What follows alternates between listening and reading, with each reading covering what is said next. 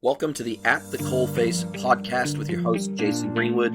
This podcast is all about what it's really like in the trenches of digital and e-commerce.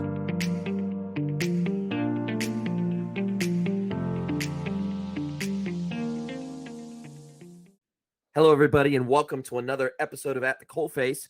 It's my pleasure to welcome to the podcast today, Ohad Greenshpan from Namogoo. Welcome, Ohad. Hi, excited to be here. Thanks for inviting me.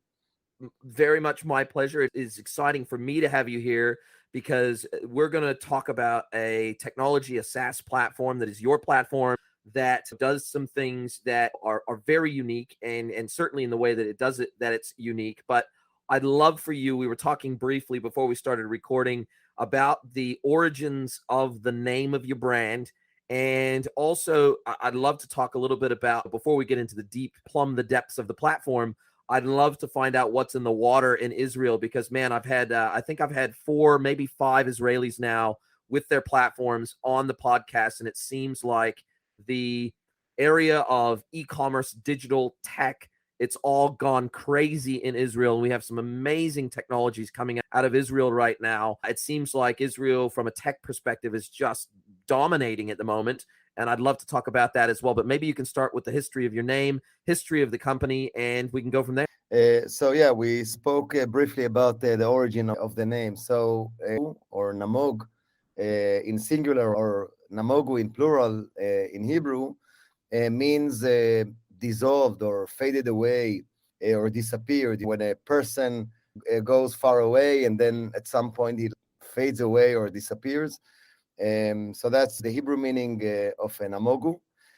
Actually came from the Bible originally, but the idea for Namogoo is the first product that we came out with, which is called customer hijacking prevention, protects the end customer from any kind of interruption that might appear on the client side, whether it's unwanted advertising that is sometimes there, or shopping extensions that sometimes might do good, might do bad. But anyway, they cover things on the screen and interrupt the customer journey. We provide our clients the way to control them, and if they want, to make them disappear. So that's the kind of the connection to the name. And when we talked briefly before, I told you a funny story that for many years we thought it sounds very Japanese. So in one of our visits in Japan with some of the biggest companies there, we told them, hey, Namogoo is a Japanese word. They said, not even close. So what sounds Japanese to us doesn't sound Japanese to them. But anyway, people love the name. We love the name. It has a very good connection, and it sounds cool, in our opinion, but we're buying. Yeah. And rightly, it sounds like you've built an incredible platform. You've been doing this for nearly 8 years now. You're the co-founder and CTO of Namogoo, but your background is definitely high tech. You were a researcher and programmer at Weizmann Institute. You were a research staff member at IBM. You were a co-founder and CEO of Fashaholic as well back in 2010 to 2014. So you've kind of got this it's almost like a Jekyll and Hyde background, right? You've got this serious sort of tech background, deep research, technical background, and then you've got this retail tech background or this retail exposure in fashion e-commerce space and gamification of that. And now you live at that apex, right? You live at the apex of a platform that's very technical and obviously you've been developing it for a long time now, but what it does or what it intends to do or what it says it does on the tin, so to speak, on the outside of the box is really just smoothing the customer journey, personalizing the customer journey, and ultimately at the end of the day, making sure that e-commerce brands in particular, they leak less revenue, I guess is one of the key things that your platform does. Would that be right? Yes. So partially, we started with that. Maybe I'll rephrase it a bit, but actually you said it exactly right. The platform that Namogoo developed is called the Digital Journey Continuity, and that's what we're all about. We try to ensure continuity of the customer journey, because the customer journey today is so complex. People come, people go, they browse, they have all kinds of interruptions, they have all kinds of offers. they browse in several tabs, different sites in parallel. Everything is so hectic today, and we want to help our brands or help our clients ensure they have the best customer experience in terms of continuity. Customer experience, so many companies are dealing with that. But the area that Namogoo exists in is the client side aspect of it. So Namogoo has been building things inside the browser, inside the client side area for so many years. And there are so many things there that are unseen or untapped. And that's the area where Namogoo operates. So continuity, in order to provide continuity, to make sure that customers come and have what they need at the time they need online and come back to additional sessions to have what we call unstoppable journey, never leave. There are several aspects to it. So the first one is what we started with, as we mentioned, customer hijacking prevention. It's a set of modules that try to ensure that our clients, the H&Ms of the world and JCPenney's of the world and Lowe's, etc., have control on what the customer is feeling, what the customer is seeing at any given moment, and provide them to control what is going to run there on the customer journey. And many things that are running there are not under their control. It can be, as we mentioned, the unwanted advertising. It can be that leak. It can be either, by the way, when you go to a coffee shop and you get free Wi-Fi, some things might be added to the page to ensure interaction and even to show consent to the user. But at the end of the day, it covers important real estate that H&M or JCPenney planned to have on the page. Or it can be shopping extensions that provide the price comparison and provide alternatives on Amazon and provide coupons that might be relevant, might not be relevant to this time of year, etc. So this is the first aspect of the continuity. Ensure that there are no interruptions that might take the customer away or even the customer attention away. The second aspect of it actually resulted from two acquisitions that we've done and in the past. The first one, and this is the whole world of understanding the intent of the customer and provide the customer what he or she needs at any given moment. And this is unlike the first modules that I mentioned. This is an active product, a product that engages, that is engaging with the customer. And here in this product, we predict the intent of the customer. In other words, the probability to buy and the probability to abandon. And based on that, we provide personalized or individualized promotions on the fly. In other words, what we say to our clients when we talk to them. So if you go to a mall and you see promotion in the mall, you get a 20% discount for all. Sorry. But the irony is, if you go to any website, 99% of the websites today, you and I would get the same promotion online. And it doesn't make any sense. It's 2022. You have so much data and you have so much to do and so much computing power. And providing everyone the same promotion doesn't make any sense anymore. But the irony is that you go to websites and that's the reality today, right? I'm not talking about booking.com, which is very famous for providing different pricing at different times. And of course, Amazon and Netflix. So Namogoo in that aspect changes the paradigm completely, like revolutionizing the paradigm of how retail companies or e-commerce companies run promotions today. So instead of 20% to all, we have an engine that learns the end user very quickly. It comes with a great model upfront and predicts the probability to buy, the probability to abandon. And based on that, every user would get a different discount or different promotion. It might be free shipping, might be discount, might be something else, might be offer to join the loyalty for the exchange of email and phone numbers, etc., etc. So the engine would predict the probability, and in real time would select the right promotion at the right time to a user, or in many cases, no promotion at all. So if the engine predicts that you're going to buy anyway, why spending 20% off on you while you browse. Or the other side of it, in many cases, 20% might not be enough for JSON. So we might need to go up to 22%, 25%, 30%. And if by not giving you what you need at the right time, we're going to lose you. So we are helping companies both save on one hand, but also go to be more bold on the other hand and provide every customer a different promotion. So these are the two main elements. And actually, we're now developing a new module that I'll be happy to talk about it soon. I hope it wasn't too overwhelming for you.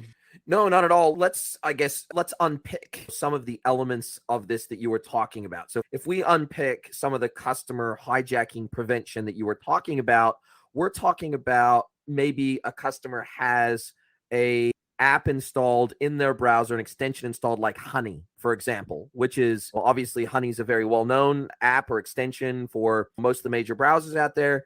And what it does is it automatically applies online coupons on e-commerce websites, and it takes a cut basically of any money that it saves on behalf of customers. Now, the downside of that is that what it does is it ultimately extending sometimes those coupon codes that should have been unique for one customer. It aggregates them because somebody's put it in, it's captured that on input, and then it's reusing that in areas where a brand may not have ever intended it to be used. And so where they didn't want to necessarily syndicate coupons or promo codes or deals, Honey is actually syndicating on their behalf without their approval. And there's many, browser extensions that do this, and there's other sort of journey hijacking mechanisms that come into play. And what you're saying is that particular module effectively blocks those apps or extensions from doing what they do in the checkout, in other moments along the customer journey.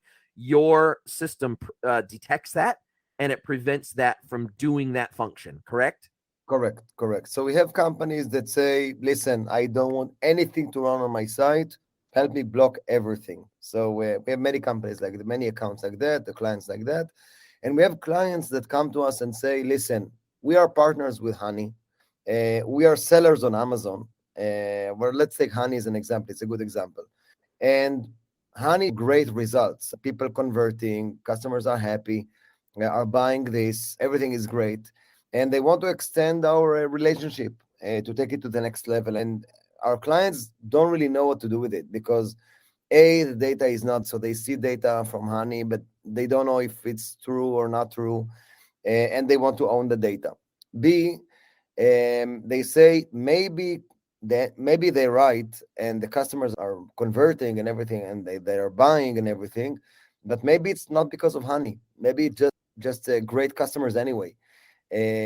So maybe they are taking credit for something that's not theirs. So that's another aspect. Another aspect is exactly what you mentioned. They're aggregating coupons, and they have a group of enthusiastic a group of people that are using like a big group that is using community that is using Honey. And Honey reuses coupons between all of them. So coupon that I might be using on one side, Honey might take it and provide it to someone else. And by that, doing exactly what you said. In many cases, but in a way, they control my margins. They control my sales. They control how I'm selling online, which is problematic.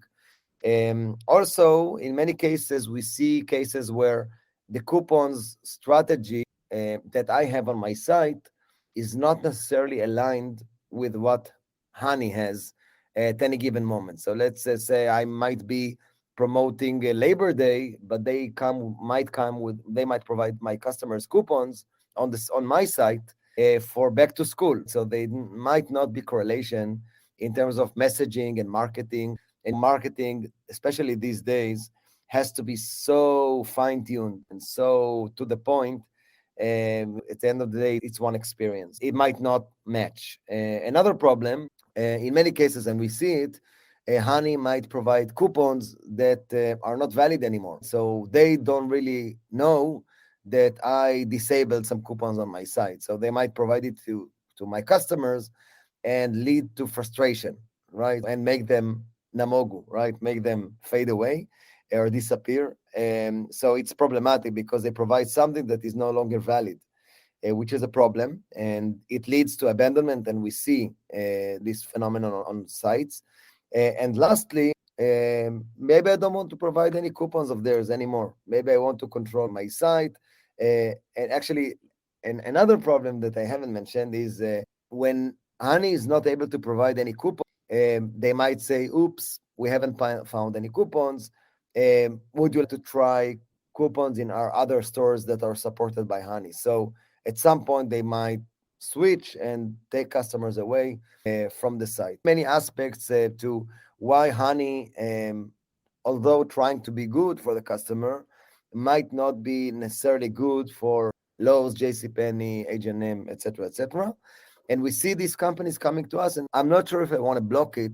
I'm not sure if I want to preserve it, but give me tools to evaluate. So what our product does provides them ways to detect and see the phenomenon and see the analytics behind it, see the patterns of these customers, what they do, how they buy, etc., etc. Then provide them the ability to A/B test, block this phenomenon or stop this phenomenon for a certain portion of the population, and evaluate whether maybe it's good for you, maybe it's not good for you, maybe it doesn't move the needle. We see companies that for some reason the changes are dramatic, like it provides a dramatic distraction.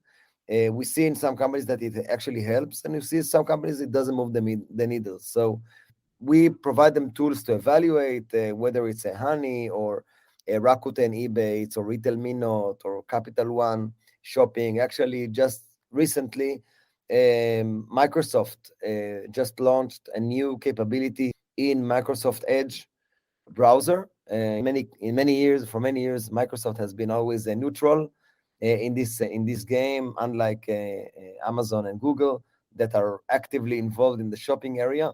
And now Microsoft launched a new capability that provides you alternative products on sites, and it's part of the browser. It's part of Edge, and we see it as a trend, especially these days when everyone tries to get screen time with the end user. So to be like a D2C, has some contact with the consumer, whether it's brands or retailers or even the browsers themselves, because everyone is online even more than before, and everyone wants to get a cut, as you say, from it. And we see it as a growing trend in the market. Yeah, and I guess in that scenario, we can think of Microsoft as being hostile against the specific retailer, because that retailer may have paid for that acquisition through even a Bing ad or a Microsoft search ad of some variety, or a Google ad or a Facebook ad. They may have paid to acquire that customer landing on their site.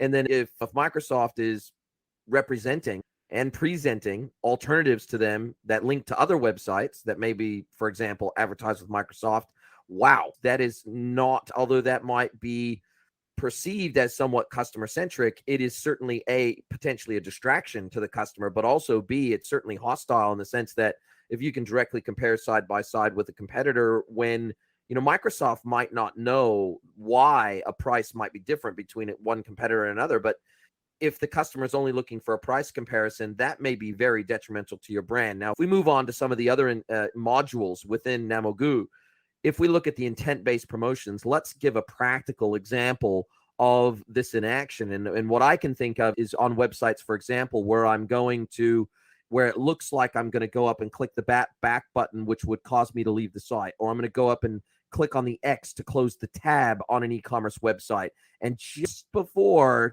centimeters before I get to the X, a pop-up comes up and says, 15% off for buying now, or here's an offer on the product you looked at, or whatever the case may be. That is intent-based promotions, right? That is calculating. Your AI or your machine learning is basically looking at perhaps velocity through the site, number of pages that they've seen versus the average, whether they've got products in their cart or not, whether they've got products on a wish list or not, where they're clicking on the website at any given point in time, whether it looks like they're going to leave the website. You're taking into account all of the clickstream analytics as they are browsing the website. And then based on the intent that you think they're going to take next, you then are going to effectively, this is like browse intent or exit intent, you are going to try to interrupt that behavior that isn't perhaps what the merchant wants them to take, and trying to incentivize them to either at least reconsider the transaction or execute the transaction in the moment by offering them something relevant to that point of their journey. Is that, am I understanding the intent-based promotional module? Am I understanding what that means? Yes, correct. So you said exactly right. So the idea, and also there's a connection between the modules. So let's take the Microsoft Edge as an example. So Microsoft Edge is showing promotions at the end of the day to customers, promotions that are not yours, right? They're showing alternative products on other sites. And an interesting avenue that we're now taking with our clients now is on one hand to block whatever we want to block or whatever they want to block. And in addition, provide the best promotions on your site. So we provide them two complementary modules. One is prevention, and the other one is a proactive module that allows you to create the best promotions on your site. So even if the customer is seeing the promotions of Edge, you want to show the customer, your customer, the best promotions and that is the best fit for him or her. So the idea of intent-based promotion is, as we said before, not to give everyone the same thing, because it's not one size fits all. Every customer came for a different reason, right? One customer came to replace an item, to get a refund, one just browsing. One is very determined to buy, and one is determined to buy something that costs high, and someone that is something trendy. And the idea here of the engine is to look at all the signals, let's call them, or data features that are available while you browse.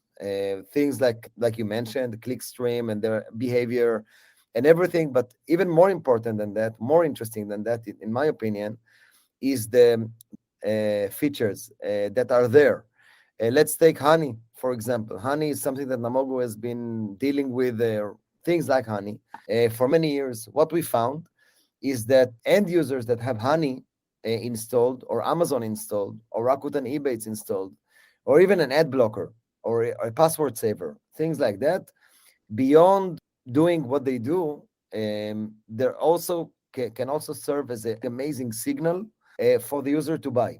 So just by knowing that you have honey installed on your device, I can tell a lot about you, your interest, the probability to buy that we mentioned. So the probability to buy of users that have shopping extensions installed is extremely high. It's about 5x more than an average user. So just by knowing that you have something like that installed, even before you looked at a certain product, even before you clicked on a certain item, even before you went to the X button on the top, I can tell a lot about you and what is the chance that you're going to buy, and I can tailor the promotion on. And by doing that, Namogoo is maybe the first company in the world that nailed the first-time visitor challenge. So this is something that we talk a lot about with our customers. The first-time visitors, let's take Jason that goes to whatever, Nike.com, right? And we never saw him on the site, and we don't know if he's going to buy or not. We don't know if he has the capability to buy. We don't know if he's determined or not, because we never saw him. So just by looking at all the factors that I mentioned. Another one, by the way, another interesting example that we are very proud of is the speed of the device and the speed of the internet and things like that. So things that you wouldn't imagine how, what kind of correlation they have to purchasing habits. So just by measuring all of these things, we have a very good way to know if you're going to buy or not, and what is the promotion, if at all, that it would be best to provide. So what intent-based promotion does, you as marketing executive or digital executive, what we say to our clients, you put all your dreams on the canvas, right? You can design 20 different promotions, and what the engine would do at any given moment, it would decide if the customer is eligible to one of the campaigns that you're running, and B, whether it's worth showing you a promotion, and if so, which one, because you have to live. So the engine will choose at any given moment the right promotion to show to Jason, to make sure that he has an unstoppable journey, as we call it. Maybe it's good to show it now, maybe it's not good to show it now. And the idea is to connect it back to the platform to provide continuity, because we want Jason to be happy. We want Jason to get exactly what he needs. We want Jason to buy, and we want Jason to get to the product that he wants. And we want Jason to come back to additional journeys to buy more. We want him to be satisfied. So the idea is to change the paradigm of how companies run promotions today, which is very static and very, very traditional, I would say. And we're talking to the biggest companies in the world. Our clients like Marks and Spencer and the JCPenney and Lowe's and Argos in the UK and any of the biggest accounts. We spoke a few weeks ago to Flipkart, which are the biggest e-commerce in India, and they're extremely fascinated by the technology that we're building, because it changes the paradigm that companies are doing these days. It's very unique. And today, it's all about ROI. It's all about the return on investment that you're able to show, and the business metrics that we managed to improve for companies, like I mentioned, is amazing. Yeah, that's about the second product, intent-based promotions. By the way, to that, we just acquired another company that provides our clients the ability to send personalized email and SMS to bring them back to additional sessions, again, based on a AI engine that makes everything personalized. And if we look at the what you call the customer journey OS module, and it says on your website, orchestrate, manage, and act upon all journey data in real time to deliver precise experiences that drive revenue. Can you give me a practical, or were some of those examples that you gave around intent-based promotions, is that part of the customer journey OS, or is journey OS really its own module that has its own experiences that it drives? Can you give me an example, a practical example of what Journey OS, give me an example of when Journey OS would come into play and what I might see as a customer on the front end as part of Journey? Sure. So before I give an example, maybe let's talk 2 minutes how this idea even started. So over the years, while working with all these clients, by the way, I'm not sure I mentioned, but Namogoo is now currently deployed on 1.2 billion unique monthly users, massive amount of users. And we see trends, by the way, when we're deployed on a certain client, a certain site, we are deployed on every page view, every page, and every session, every journey that they send worldwide. So from North America and Canada to South America to Europe and Asia, and New Zealand and Australia. So we're covering the majority of the e-commerce globally today with a 1.2 billion unique monthly users. And what happened over the years is we collected and we built techniques and technologies to collect data. By the way, none of our data is PII, so it's PII free, and that's why our clients like it. Nothing is personal. It's not about the gender or the email or the location of the visitor or the credit card. Everything is now anonymized. So it's something that's based on behavior. It's basically based on behavior. It's behavior and things that are within the browser that cannot say anything about the person and the details, the personal details of the person. And what happened over the years is that our clients, beyond the products and the modules that they buy from us, started asking from us for the data itself. Okay, in addition to running promotions on my site that are based on intent, can you give me the intent data? Because we want to do additional things with it beyond promotions. So we started asking why. What can you do with it? So they said, for example, if I know that this customer has a low intent to buy, maybe I can emphasize, maybe I can connect my Yotpo or my Bazaar Voice or any other review solution to this intent data for Namogoo, of Namogoo, provided by Namogoo, that can help me emphasize reviews only for these visitors and not for everyone. Maybe if I know the chance to abandon, the risk to abandon is very high, maybe I want to trigger a chatbot to ask the customer for help. Maybe we can offer help. But I don't want to do it for every customer because it can be distracting. Maybe if I know, let's remain with the intent. So if I know that the intent, because of the honey, because of the whatever we said, if the intent is very high, maybe when this user gets to the cart, I want to provide a bundle of products. It's a service that I'm currently using on my site, and I want to provide a bundle, but I don't want to do it for everyone. I want to do it only for a specific portion of my site.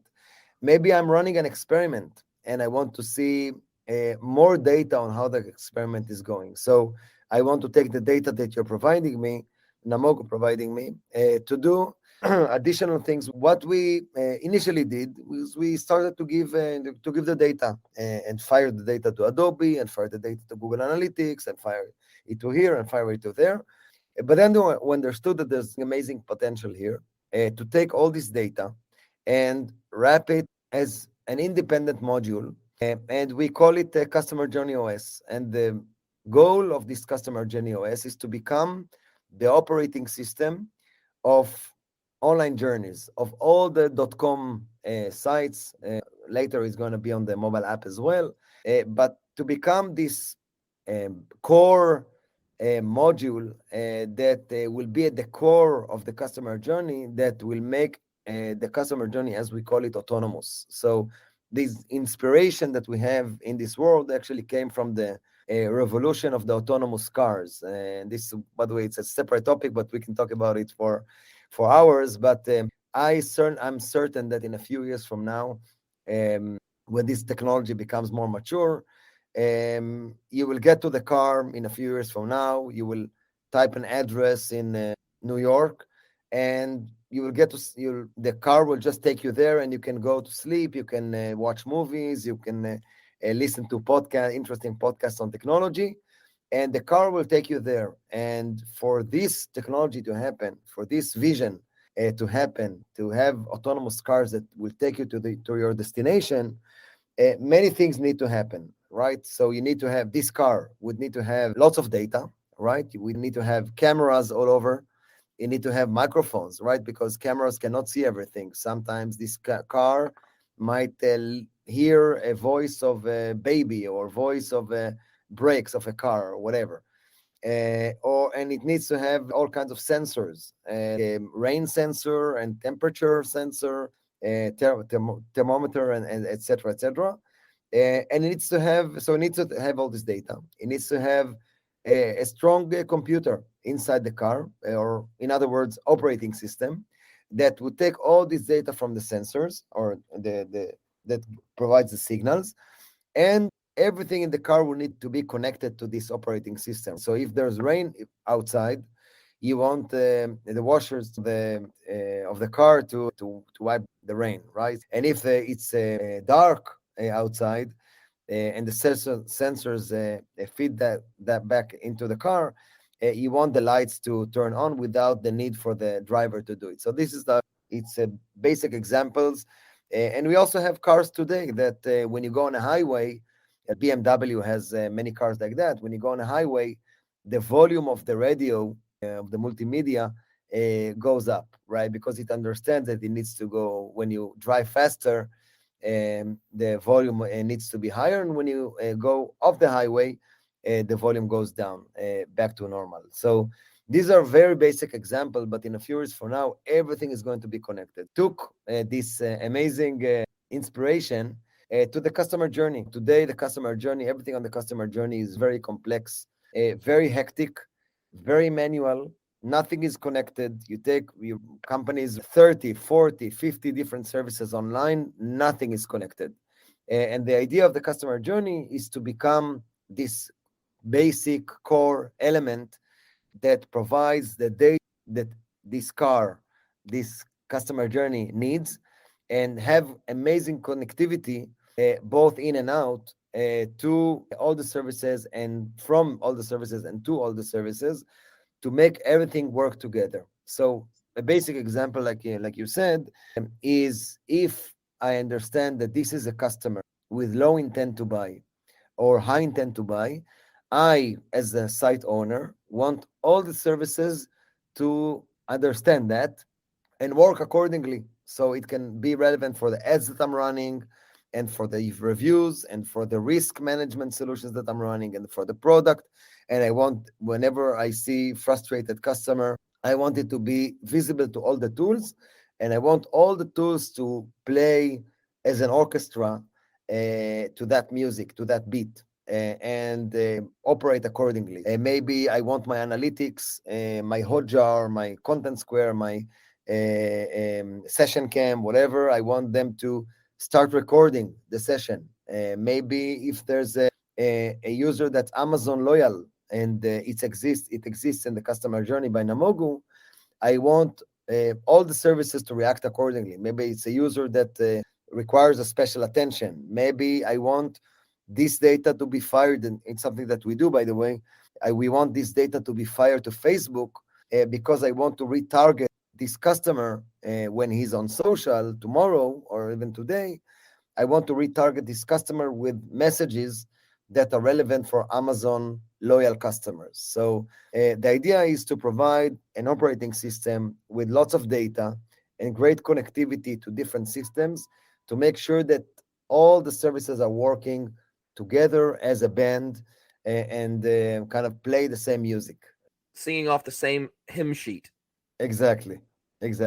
And through that acquisition of that email and SMS provider, and I'm guessing that SMS may not be global yet, it may be only in specific countries because that's usually the case. But from an email perspective, how obviously, if you don't have any PII, how do you know what email address to send these nudges to? Or are you basically, do you take over the email marketing automation for authenticated customers as well in that environment? Exactly. So either we connect to the email providers that already have the emails, but what we feed them is with the data that we know on the customer, again, non-PII, to what to show to the customer. Because again, the goal at the end of the day is to provide the best personalized experience. So in that case, we would connect to these systems. And in addition, we, in our intent-based promotions product, built the capability to intelligently collect email and SMS, of course, by the approval. So we provide a promotion, a personalized promotion for the end user to provide the email and SMS, because in many cases, customers do want to interact with the brand. In many cases, because they want to get promotions and they want to get some news on the brand and the trending items, etc., etc. So in many cases, they do want.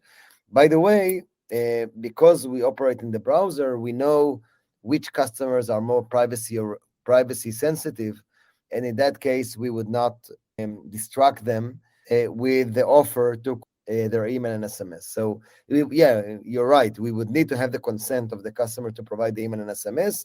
Either we do it or we connect to other services that do it, but allow them to start sending better emails and SMS messages to their customers. Makes absolute sense. Now, on your integrations page, you've got quite a few out-of-the-box integrations with major e-commerce platforms like BigCommerce, like Shopify, like Magento. You've got some other integrations like with the Adobe Audience Manager, ad platforms like AdRoll, and other content personalization platforms like Content Square. And you've even got an integration with Salesforce Commerce Cloud, formerly known as Demandware.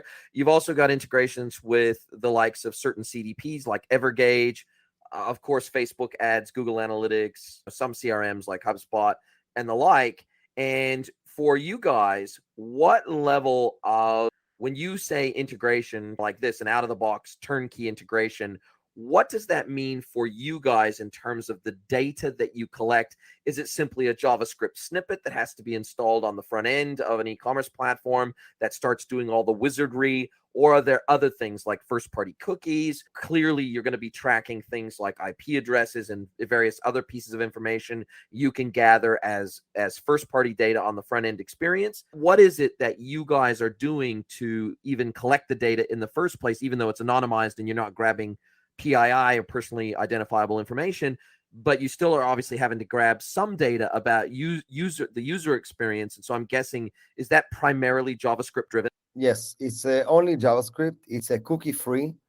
So we do not rely on cookie, and the IP does not matter to us. So unlike many other solutions that try to track users between sites and they need to use cookies for that, we collect everything on the fly, and non-PII IP is not needed. So it's essentially a JavaScript that runs on the fly and does what it does on the fly. So no need for cookies, no need for IP. So it's JavaScript only. And for the integration to happen, we fire data. Either we collect data or we fire data. Content Square is a good example. We just finished a strategic integration with them to provide our clients, or actually their clients, way more sophisticated and deep understanding of their customers. So for example, know which customers have ad blocker and incognito and a strong device or shopping extensions installed, all many things, just only the tip of the iceberg there.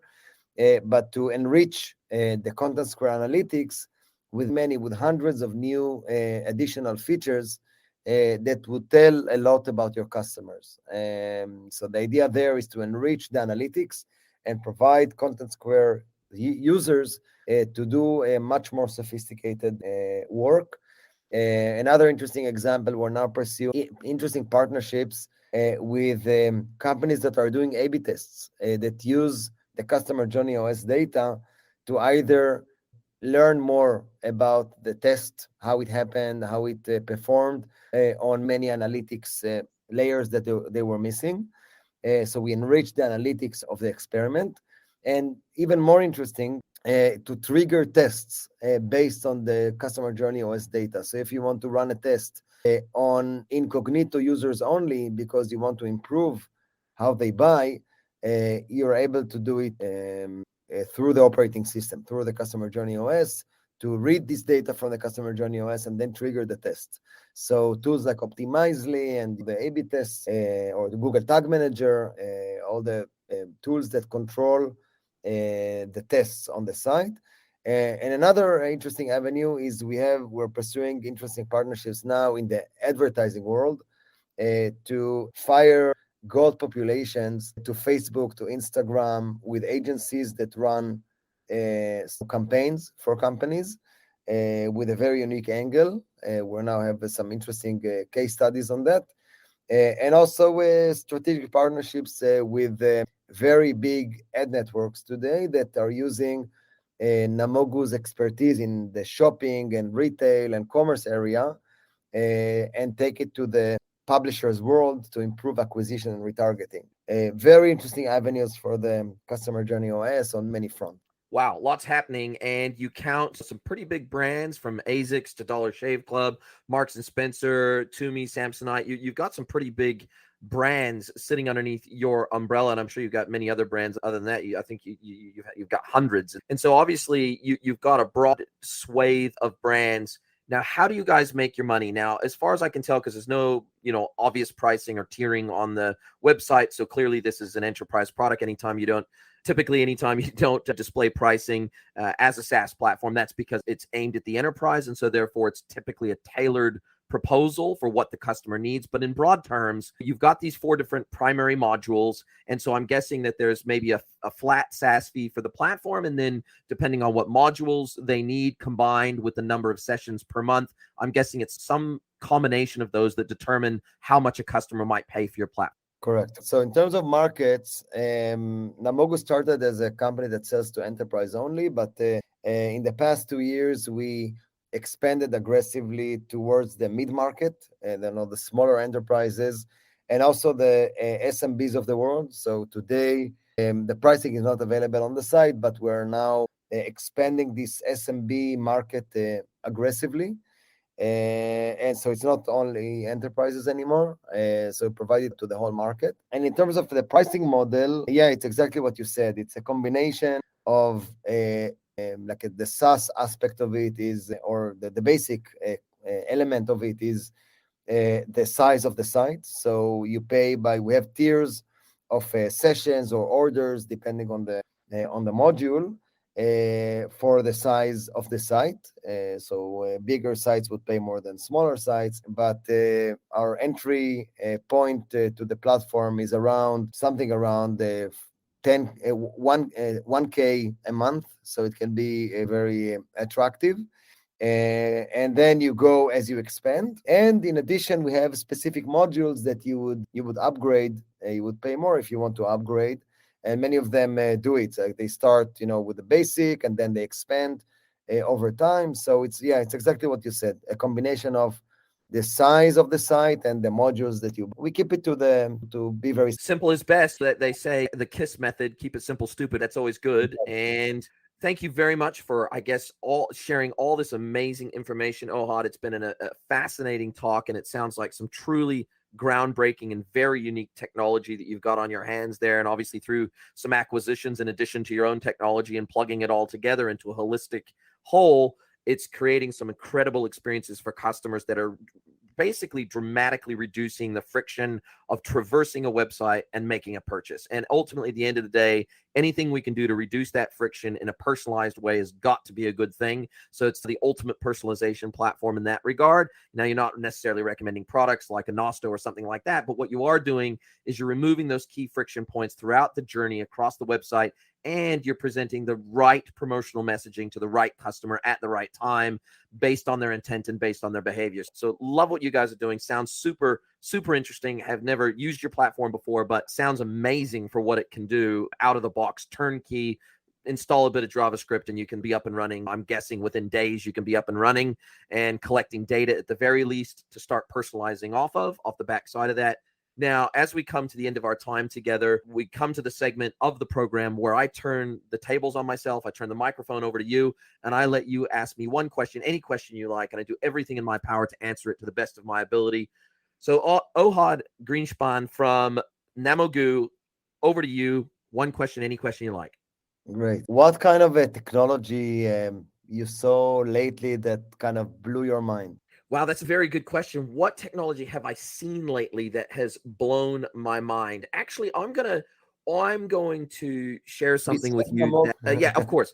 I'm gonna share something with you that I think is not necessarily specifically aimed at e-commerce, but I have a friend in the industry who also happens to be an artist. And so he's been an artist for like 20 years. And so he, of course, is super excited about Web3. He's super excited about NFTs. He's super excited about where this whole concept of digital art is headed and the ability to create totally immersive digital experiences on the back of physical experiences. And so he shared with me some of the stuff that he's working on this morning. The timing is amazing. You asked this question.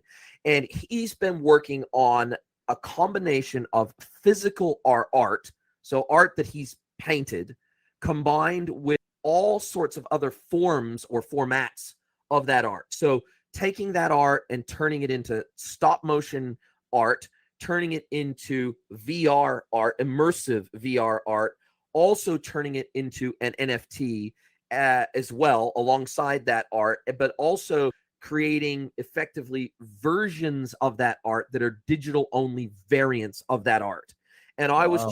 was absolutely blown away. So it's almost like a mixed media digital version of a physical art piece. So he takes the initial physical art piece, which is a one-off, and then he makes digital remixes of that art that are digital only. And then he also has NFTs of those digital remixes. Then he has immersive VR versions of that exact same art and video streams of that same art. And it's totally 3D. Like he showed me an example of a video that is effectively a video version of the VR experience, and it turns the art that is 2D. Obviously, it was the piece of art was originally on a piece of canvas, and then that gets turned into a piece of 3D immersive art. And so you can see through the art, you can see the layers of the art. It is totally mind-blowing. I've never seen anything like it in my life. Literally never seen anything like it in my life. And I think that when we start thinking about what Web3 can do for us, and some of the technologies that are coming down the pipe in terms of immersive virtual reality experiences, this is the type of thing that I could see. Like, it is totally engaging. You cannot take your eyes off it. It is that engaging. And my hope is that this level of technical artistry will be brought to commerce experiences in virtual reality. I can only hope that's the case, because if we have the same old, at the moment, VR experiences in Web3 are completely boring. They're basically recreating physical shops with the same physical look and feel as a physical store, but in VR. Now, that's not interesting to me. We can do way better. And I hope that we can do way better, because I think that we can create something that is so unique that you literally cannot take your eyes off of it.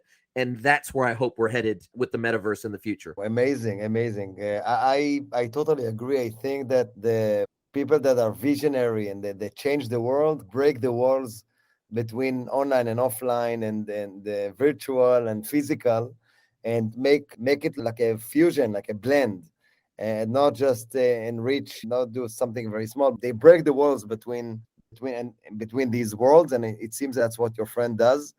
And to hear you talking about it with all this passion and energy is just inspiring to me.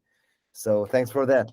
Absolutely my pleasure. Now, if someone wants to get a hold of you, or they want to get a hold of Namogoo, and they want to check it out, they want to find out more, are they best to go to the website and just check it out, or are they best to reach out to you on something like LinkedIn? How are people best to get a hold of you?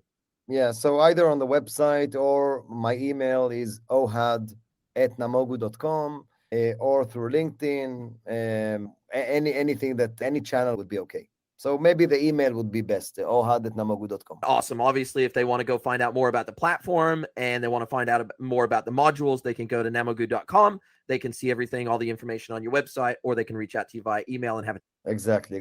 If I invite companies that want to be disruptive and want to grow in ways that they haven't tried before, I invite them to come and try. I'm sure that they're gonna find our technologies very unique and interesting for them, and I invite them to come and try it out. Awesome. Thank you so much for your time, Ohad. I look forward to speaking with you again soon. Thanks for listening to the At the Coalface podcast. If you want more At the Coalface, you can subscribe to our premium e-commerce and digital newsletter, At the Coalface Digest.